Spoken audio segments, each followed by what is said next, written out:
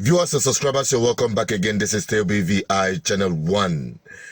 And in case you are still wondering why the Southeast is much hated in Nigeria and where this hatred is coming from, you need to listen to the very best analysis on this issue by Mazi Okoli. I'll be right back. Sometimes in this life, I just wonder why certain people are created with very in-depth hate for their fellow human beings. And I ask myself, how can a human being exist with deep hatred for a different race or for a different tribe? And I'm beginning to fathom this in my mind, and I think although the medical science has not described this as a sort of mental illness, I think when I reflect on this deeply, I believe that hate, racism, should be classified as mental illness. Otherwise, how would somebody who owns a business, a private enterprise, who decided on the dress code of his staff, will become a very serious issue in a country like Nigeria? And to be specific, if you go to the Northern Forum, you will not even hear a word about this being, trending in the Northern Forum. But obviously, there's always a place where these things come from. Now, think about this way. I always want to see things from a different perspective. We from the southeast of Nigeria, anytime we travel, we either have to land in Lagos or Abuja. Has anybody thought about the economic implications of our landing in any of these two sites? One, we fly with 23 kg times 2 plus 8 kg hand luggage. When we come into Lagos, we then have to go to the local airport. And the local airport will tell us that we are only allowed 20 kg. Do the mathematics for yourself and see how much extra we pay to be in Lagos. Most of the time when we land, we have to stay in a hotel in Lagos. We spend money. Some of us will have to book 2-3 rooms at minimum 35,000 to 45,000 a night. If you do the mathematics times 3 rooms, you will find out how much 45,000 times 3 is, plus the extra money we pay for hand luggage. And then on top of that, we still have to fly domestic flights. If we come back with our 4 children minimum, so wife, husband, 4 children, 6, then we pay 158,000 naira to fly from Lagos to Port Harcourt or to Enugu. Do the mathematics. All this goes into the economy of Lagos or Abuja. How much then comes into the economy of the Southeast from the money we have suffered and made? That is not the end of it. When we fly into Port Harcourt, we then have the challenge of going from Port Harcourt to Owerri or to Aba or to Onitsha. We are faced with over 56, I counted it, from Port Harcourt to to Owerri, I counted 56 checkpoints. And at each of these checkpoints, we have to conceal our luggages, remove the tag, do something. Most of them, we pay an average of 500 naira to 1,000 naira bribe to be able to go across this place for doing nothing, for just being a citizen of Nigeria. Some places, when you get there, there are like 7 checkpoints. You have the police, you have the army, you have the red beret people. I don't know what sort of special police that is. You have the VEO, you have the vehicle license people, you have the road safety corps. You even have one group that was between River State and Imo State, Owerri. They are dressed like kidnappers. They have their shrine in the middle of the road and they have knives on them, and then they stop you and demand money. I don't know what to call that one. When I inquired, they are one sort of vigilante group within the River State axis. This is the challenge we face. If you then commit a capital crime of going from Lagos to the east by road, you are guaranteed to spend an average 8 to 10 hours be harassed by the thousands of police checkpoints before you get to Onitsha or Enugu. So when people talk about APs just wearing Isiago, do they understand that even the APs himself, who happens to be an Igbo man, runs his business from Lagos, probably again from Abuja? He doesn't run his business from the east. So we from the east have to pay. We go through pain and suffering just to land in Lagos or Abuja. Do the mathematics of what I've told you. You see that an average Igbo man that flies from London, before he gets to the southeast into his house, he would have spent close to £600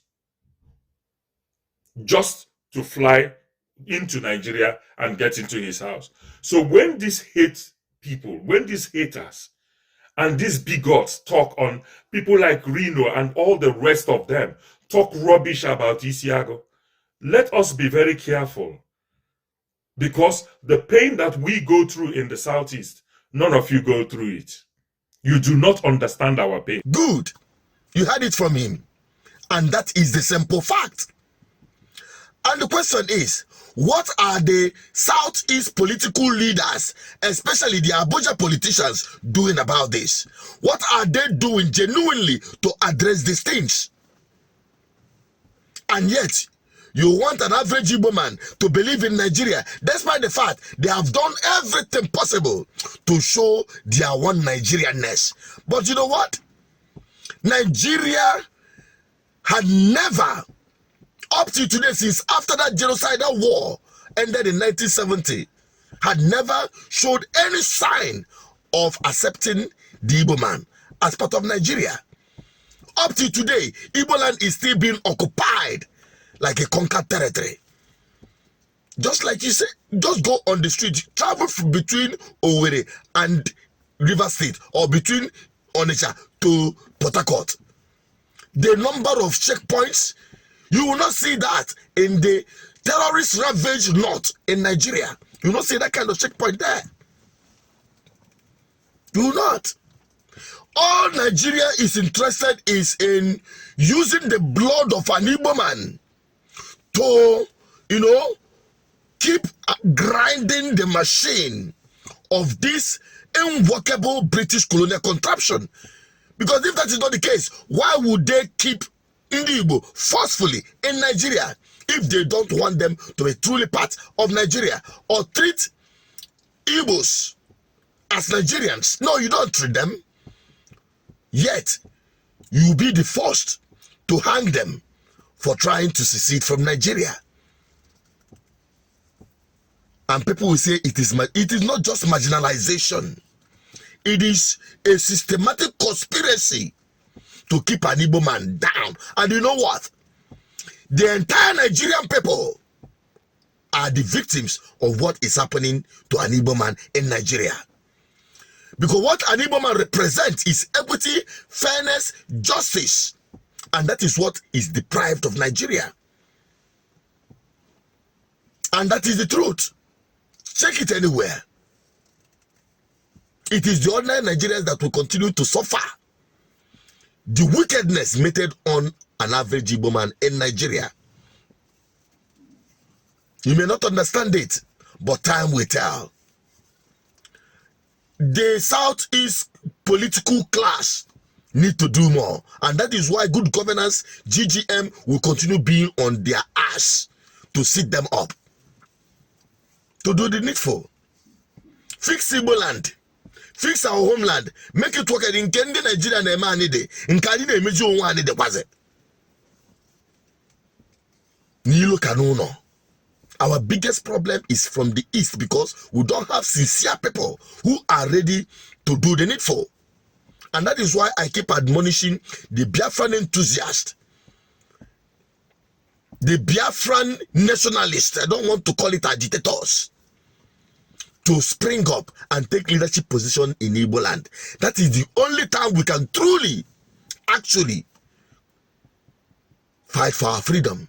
Then, before we start talking about independence, the freedom is most important thing. It's better we have freedom and live independence at the time appointed than to have independence and not have freedom. Only the wise will understand what I'm saying. This is the plight of an Igbo man in Nigeria. And this is why Nigeria will never move forward. Never. You see this scam of a system you call one Nigeria under unitary federalism, and you expect anything to work? It will never work. And you think it is only an Igbo man will always find his way out. But you, a non-Igbo man who do not carry the DNA of an Igbo man, Nigeria will continue happening to you much more than an Igbo man. An Igbo man must find a way. I'm just saying it, make it sink into your ear, because all of this hatred by our ordinary Nigerians who are also victims of Nigeria, that one they make me crisp. You are also suffering Nigeria, and you are carrying the hatred of an Igbo man on your head because of Alien Onyema, Yuzi Shiago. May God have mercy on you. Let me just keep it that way. My own is to address my people and let them understand where we can start fighting truly for our freedom, no matter what Nigeria throws at us. What's your take on it?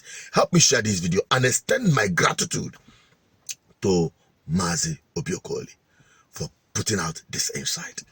What's your take on this? Make it go viral. Let every Igbo man and Nigerian watch this video. Don't forget to like it. Bye-bye for now.